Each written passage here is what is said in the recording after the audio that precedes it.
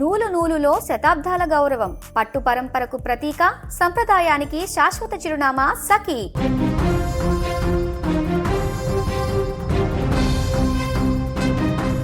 జ్యోతిష్యం చెప్తానంటూ మాయమాటలు చెప్తాడు. తన దగ్గరకు వచ్చినటువంటి మహిళలను పూర్తిగా చేర్చివేస్తాడు. దేశవ్యాప్తంగా సంచలనంగా మారినటువంటి ఒక కీచక జ్యోతిష్యుడి విషయం ఇప్పుడు తీవ్ర చర్చనీయాంశంగా మారింది.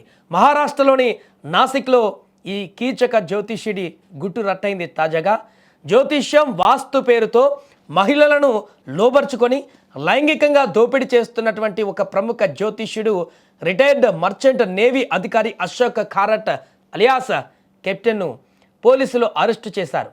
ఇతని కార్యాలయంలో 58 మంది మహిళలపైన లైంగిక దాడికి పాల్పడినటువంటి వీడియోలతో కూడిన ఒక పెన్ డ్రైవ్ లభించడం కేసు తీవ్రతకు ఇప్పుడు అర్థం పడుతుంది.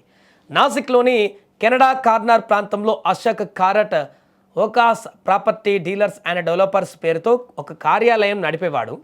తనను తాను కెప్టెన్ అని, ఆధ్యాత్మిక శక్తులు ఉన్నాయని ప్రచారం చేసుకునేవాడు. వివాహ సమస్యలతో బాధపడుతున్న 35 ఏళ్ల మహిళ ఒకరు 2022లో ఇతన్ని సంప్రదించింది. ఆమె భర్తకు ప్రాణగండం ఉందని, ప్రత్యేక పూజలతో దానిని నివారిస్తారని నమ్మబలికాడు.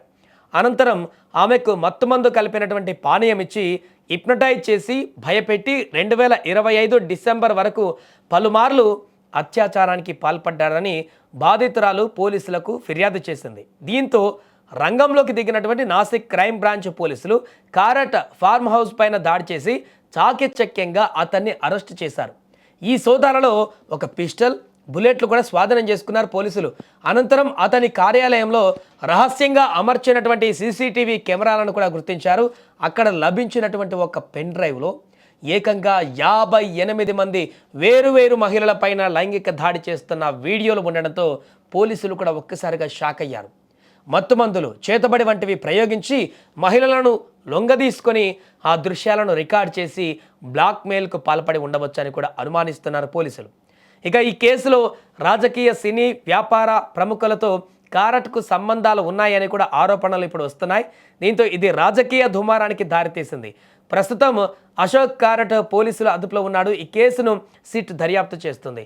దీంతో మరిన్ని విషయాలు కూడా వెలుగులోకి వచ్చేటువంటి అవకాశం ఉంది. ఏదేమైనా కూడా మరొక అంశము తీవ్ర చర్చనీయాంశంగా మారింది దేశవ్యాప్తంగా. జ్యోతిష్యుడి ముసుగులో ఇంతమంది మహిళల జీవితాన్ని బలి తీసుకున్నటువంటి వ్యక్తి, మహిళల జీవితాలని నాశనం చేసినటువంటి వ్యక్తిని కఠినంగా శిక్షించాలంటూ కూడా ఇప్పుడు డిమాండ్లు వినిపిస్తున్నాయి అక్కడ ప్రజల నుంచి.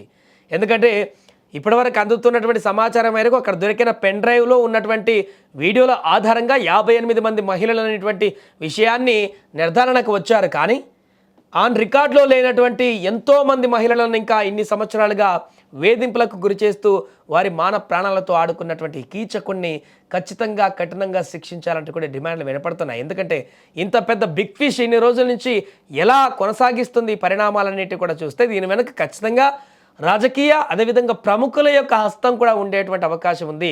వారి సపోర్ట్ కూడా ఇతనికి ఉంది అనేటువంటి విషయం అయితే కూడా అక్కడ రూమర్లు వినిపిస్తున్నాయి, ఆరోపణలు వస్తున్నాయి. ఇప్పుడు ఆ రకంగా కూడా దర్యాప్తు కొనసాగిస్తున్నారు పోలీసులు. ఇతని వెనక ఎవరున్నారు, ఎవరు సపోర్ట్ చేస్తున్నారు, ఎవరి మద్దతుతో ఇన్ని రోజులు ఈ యొక్క కార్యక్రమాలన్నింటినీ కూడా కొనసాగిస్తున్నాడు అనేవి కూడా దర్యాప్తులో బట్టబయలు కానున్నాయి.